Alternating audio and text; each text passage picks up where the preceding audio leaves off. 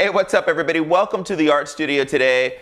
I've got my Leica 12-60mm 2.8 f4 on my Lumix G9 today. We're going to continue our lens reviews for Micro Four Thirds, so lots of inspirations pulled up. We'll go over the price point and details, so stay tuned.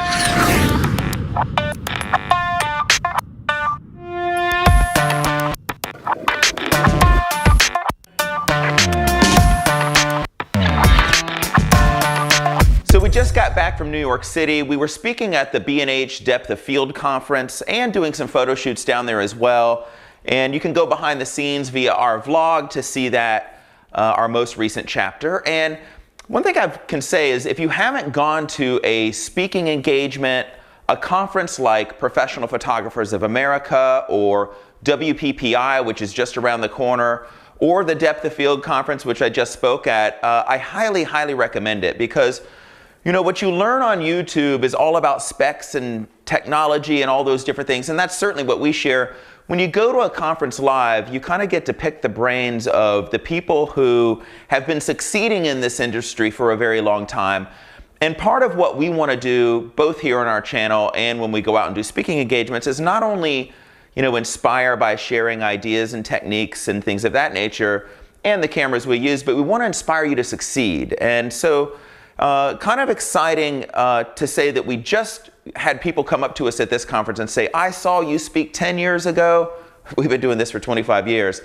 And you changed my entire career. And it was such a powerful moment. And I thought, you know, this is why I do this. This is why I give back. So go live and in person to a conference. It will make all the difference in your vision of this career and what is possible. And I'm telling you, in photography, any dream you want to have can be accomplished through this industry. You can have any lifestyle you want. Let's get into this lens review. The 12-60 from Leica is actually the kit lens that ships with the Lumix G9 when you buy the whole lens kit. And you know, when this first came out, I said to myself, am I really going to want this? It's an f2.8/f4 lens.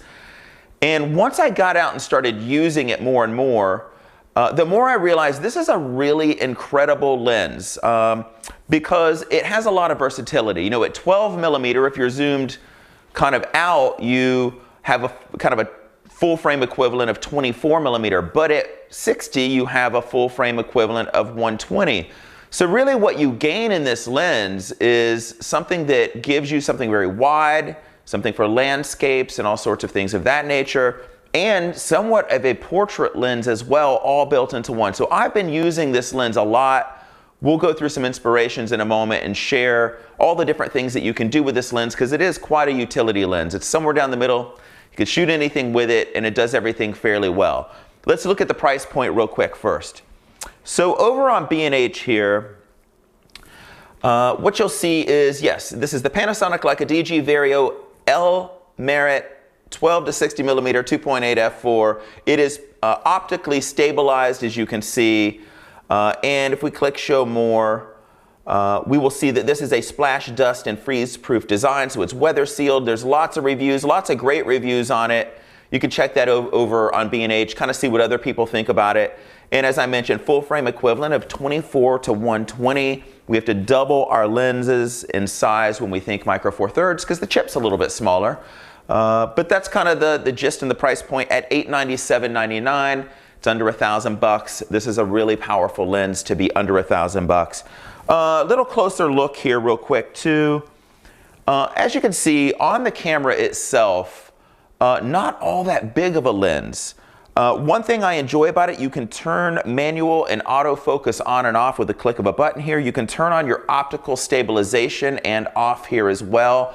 Unlike some of the Leica lenses, you don't have the ability to pick aperture on the lens. That would all be done in the camera body. One nice feature here that we see pretty often on the Leica branded Panasonic lenses is that the lens mount doesn't come off unless you click and turn. And that's kind of a nice feature because I've lost quite a few lens caps in my day. But that's a nice way to kind of keep it intact. It does have a thread, so you can add neutral density filters, polarizing filters, and all of those good things. And you know what? Let's compare this in size to the Lumix 12-35 2.8 because I think by doing that, you'll get an idea. This would normally be the lens that I would choose because it's a 2.8 lens all the way through. But you know, you lose a little bit on this too because you don't get that full reach of the 120. If we compare these in size, you'll see that they're very similar in size, centimeters apart in terms of size. Weight-wise, I don't know the exact, but it's very, very similar.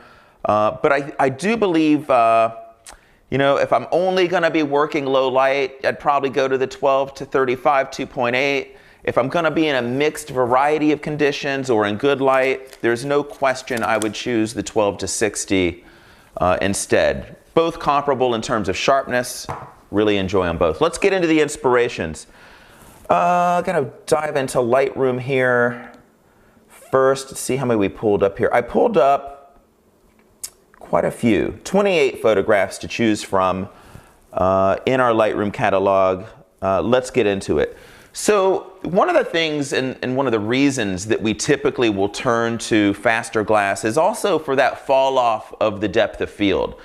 But as you can see, this does have a really nice fall off as well. Here we're focused in on some grapes. This was an assignment in Verona, Italy that my wife was doing at Pasquale Wines. And we were capturing kind of the vines and the vineyards out in the middle of nowhere, went on forever. But this is one of those detail shots. And you can see the grapes are surely in focus in the foreground. He's slightly out of focus in the distance. So yes, you can get some pretty depth of field in this type of lens as well. Let's zoom into a close-up as he's kind of pouring the wine here. You just see kind of a little bit of a different perspective. You know what? Let's get rid of all these things that we don't need. We can focus on the photography itself. Here she is at a 60th of a second, 3.5 at 320. So it's a really good lens for details as well. This is actually a shot that was just kind of a grab shot from the hip as we were walking the streets in Venice, Italy. So I really enjoy this lens for capturing street photography and people. And of course, the flip out screen on this Lumix is great because you can just kind of hip shot a lot of different things. Focus, click, really works well. But yes, great go-to lens in those situations. This is an infrared converted Lumix G7 with this lens on it. And I absolutely adore working in infrared. Even in indoor situations, this is kind of interesting because if I showed you a color version of this, you would see if I expose for the chandelier in the indoors, you would have no detail outside. Infrared, however, picks up something completely different, and I have that range of things. So anytime I'm working indoors, working natural light, have incandescent light I can work with, I'll turn to infrared and do some black and white work, and this is the reason why. Detail in the chandelier, detail in the dress, detail in that bright sunny day outside. Same wedding actually, and we were walking the streets of Newport with the couple, and I happened to just see this flag kind of blowing in the wind. I kind of ran up ahead, caught it in the distance, holding my camera high, loving this little flip out screen here again, click, click, click, still moving as I do, and just one of those little features that kind of work out well, and this lens does it well.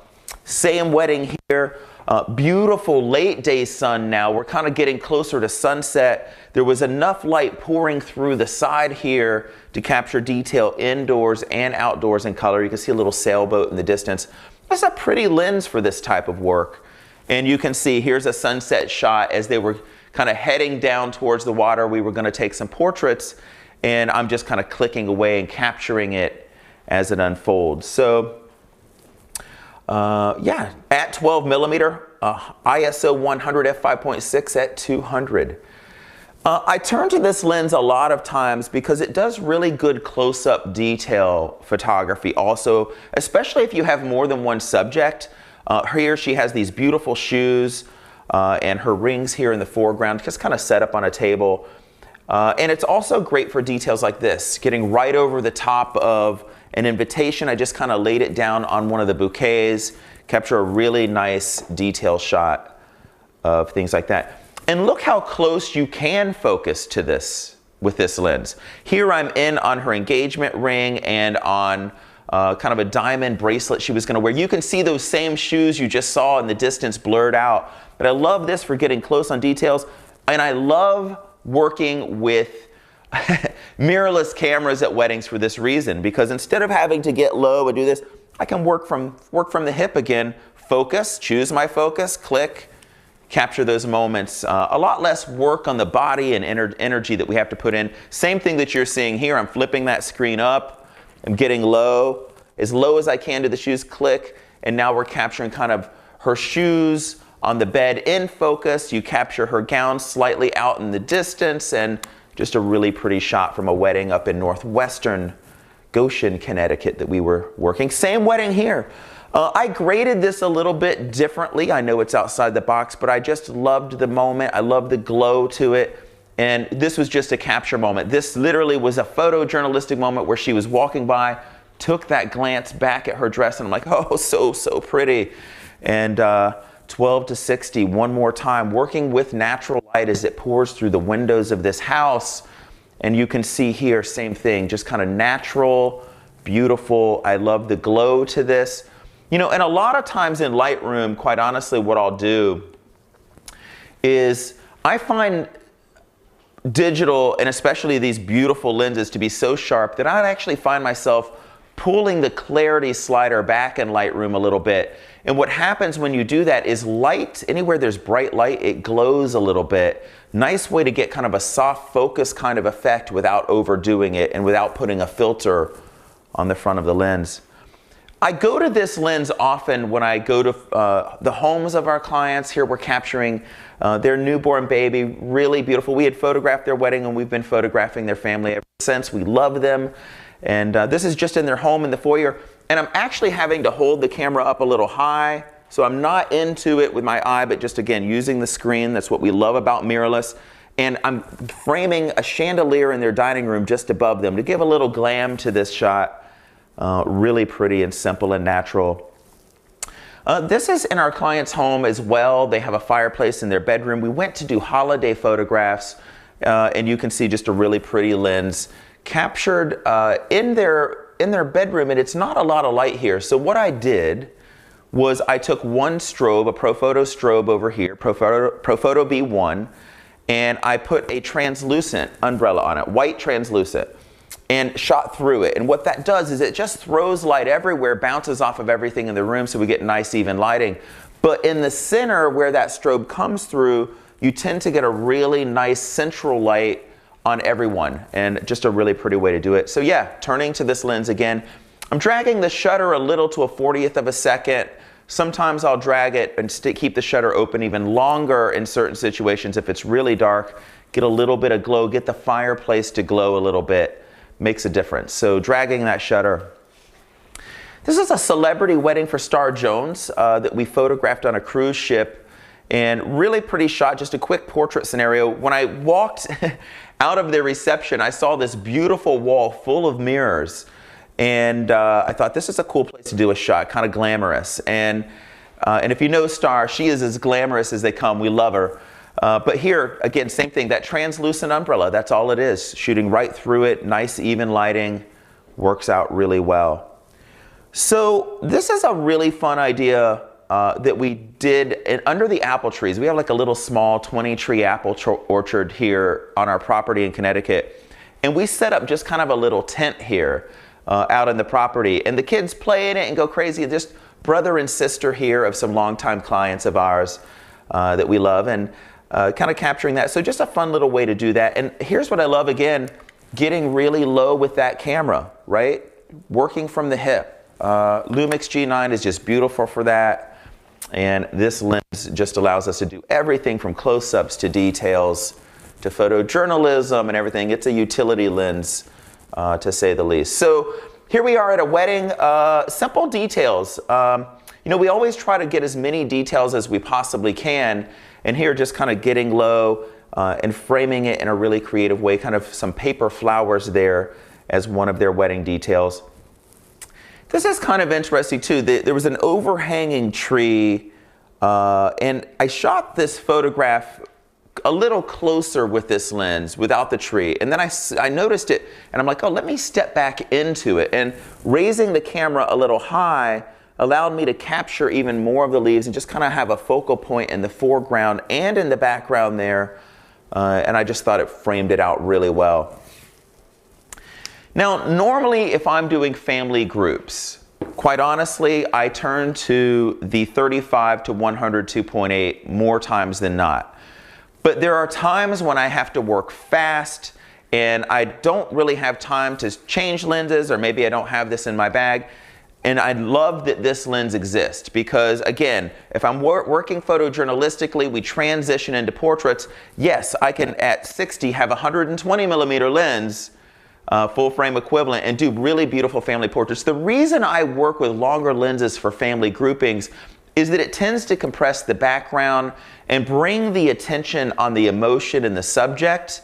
And so even when I'm doing wide groups, I'll step all the way back a lot of times with the 35 to 100, kind of zoom in on it, because what you tend to focus on is less of the background. Background becomes irrelevant and the expressions become where the emotion and the impact is. This is actually the same wedding.